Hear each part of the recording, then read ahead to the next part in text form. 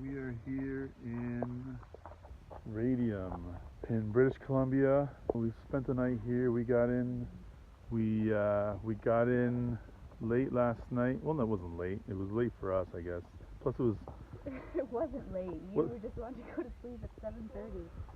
You had a really bad day. Yesterday was a bad day. It was a lot of stress. Things weren't working. Couldn't figure them out. It was getting me really upset.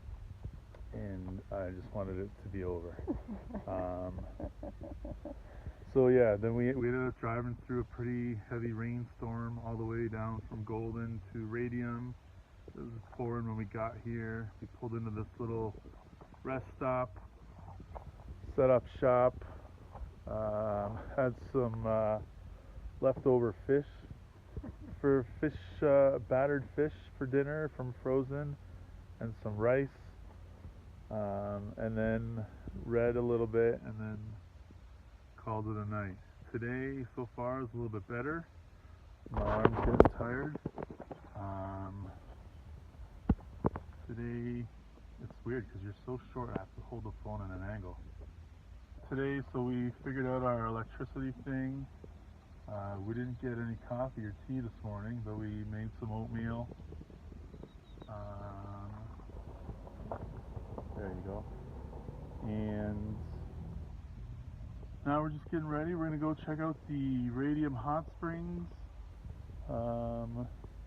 Hopefully just melt all the stress away, and then figure out what we're gonna do from there. Okay, what's happening, guys? We are in the Radium hot springs hot pool right now. We've probably been in here for like an hour and a half because... Well, it's 4 o'clock now, so we've been in for 2 hours. Well, off and on, off and on. yeah, we were in probably for like an hour.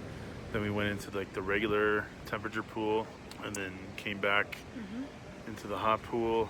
And then went into the super pool. Went into the ice bathtub. It's ice bath, yeah. Yeah, it was... It felt nice for a second, but then it was getting really not good on my chest. Like, it was hard, like, for my breathing. Right, yeah. But I'm gonna go back in a few minutes and do it again because it felt good. It was a nice form of torture. Yeah, so this is pretty good. I'm honestly not wanting to get out at all. I'm perfectly content to stay until let's close this place down. That would be boiling ourselves. I suppose. And we need water. It's And the cats. You get quite thirsty. Yes. Am I taking pictures right now? Yeah. Why come it doesn't tell me that like, I'm taking a picture? Oh well. Okay, so we just left the hot springs here in Radium, and on the way in, you pass through the road kind of carves through some mountains, and I just thought it looked really cool, so I came back, set up the camera. I wanted to take a photo, see if I could make a decent photo out of it. I mean, it's the middle of the day, the sun's as high as it's going to get, so it's not going to be a great photo, but it was worth documenting anyway. So you can see behind me, there is what I'm talking about. So I just like how the road just cuts right through the mountain, and then in the background you see some mountains off in the distance, but again they're not so clear right now because of the harsh sun. Anyways, I'm going to put it on the back of my camera what I'm seeing, and hopefully you can see it on the video. So there I'm in live view now, and you can see it a little bit. So I'm going to mess around with this a little bit. I've got a breakthrough filter system, a circular polarizer on, and that's going to try to cut through some of the harshness of the sun. Maybe make these green trees a little bit richer, and if the photo doesn't suck, I'll pull it up here in a second. As expected, this photo did not really turn out to be anything special. the harsh midday sun was really not ideal for making a good photo. As well, the composition, when I look at it here on the computer, is really not that great. It looked a lot better in person, but sometimes that doesn't translate, but that's okay. We'll get better next time. So what I had to do, because the background is so bright and then in between the mountains there is dark, I had to do something known as bracketing, which is where I take one photo and change the settings so that the background that's really bright is visible properly. Technical term is underexposed. And then I had to take another photo where it's like the middle, where it's just kind of medium exposed, and then another photo where the shadow is what they call overexposed, where it's, in order to get the shadows visible, everything else has to be super bright. And in order to get the background visible, when I underexposed it, all the shadow stuff had to be super dark. So I took 5 images at different exposures, and then once I get them on Photoshop, I'll have to combine them, and they'll combine into one perfectly exposed photo. Whether it's a good photo or not, we'll see, but at least it'll be exposed properly. So we're in the only grocery store that's in Radium, and the prices are insane.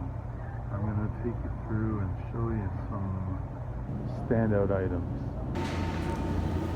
First off, we have a little itty bitty thing of coffee cream for $1.89. Normally I'm used to paying $1.89 for these big guys, so that's a little bit startling. Look at the no-name bacon. It's all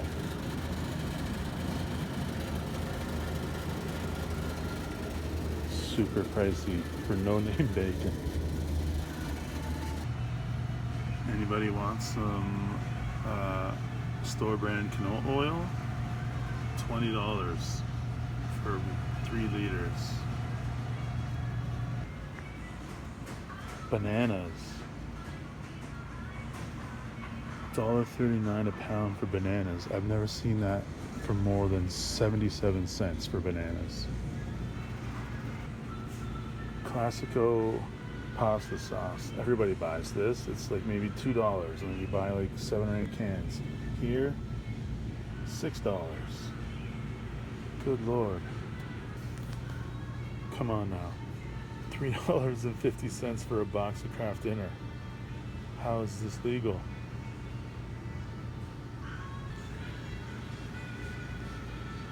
Can of pea soup. I always love eating pea soup for like $1.50, maybe $2 a can. Nope, $5.50. How about a regular sized box of Honey Nut Cheerios for $9? What is happening? Is this just what's happening? How about the little mini size guy peanut butter? Almost $8. How about a dozen eggs for $7, $7.50? I gotta get out of here.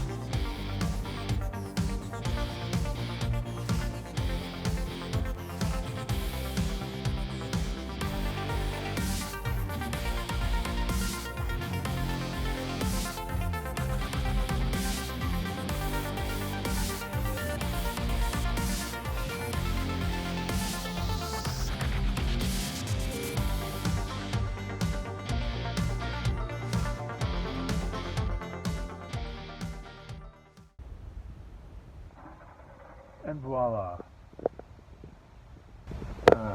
Road. One completed hibachi.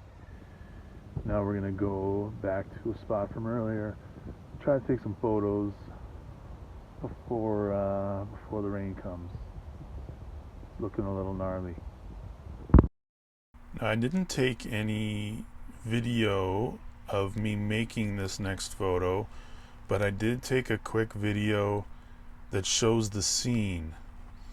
I'll put that up right now, followed by the photo that I got. Let me know what you think. Put a comment. Is it alright? Is it crappy? What do you think?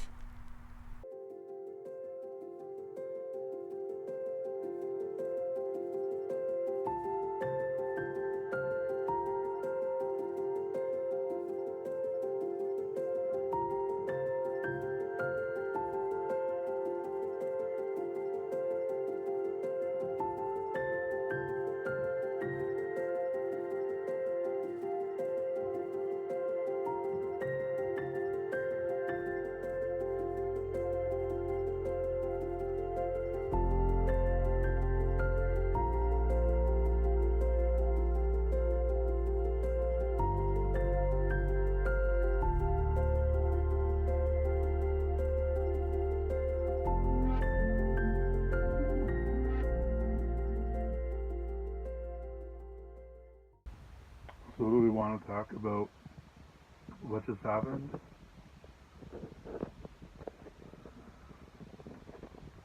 So we got back from taking photos back to our campsite. It's just a little off-grid campsite.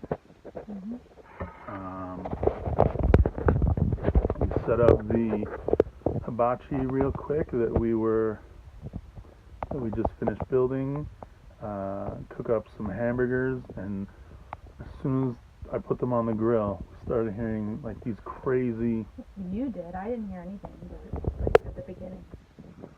Yeah, well, I started hearing these crazy, like loud, deep, groaning noises in the bushes, and I didn't know what it was, but it was kind of scary. And then it got like really loud and really close, and then it started making like these, I don't know. That sounds like something was in pain, like an animal was in pain. Weird noises. Like, I thought maybe it was a cow was giving birth or something. Okay. It was like those types of sounds. To me. Yeah. Yeah, but you never like to hear the rustling. That's what always scares me. It's like, well, what's coming forward then? Like, and why is it coming forward? Or did a bear just like catch a cow, like to eat it? Oh yeah. I also would think something like that. Well, whatever it was, all I knew is it was a loud, deep noise, and it wasn't coming from a chicken.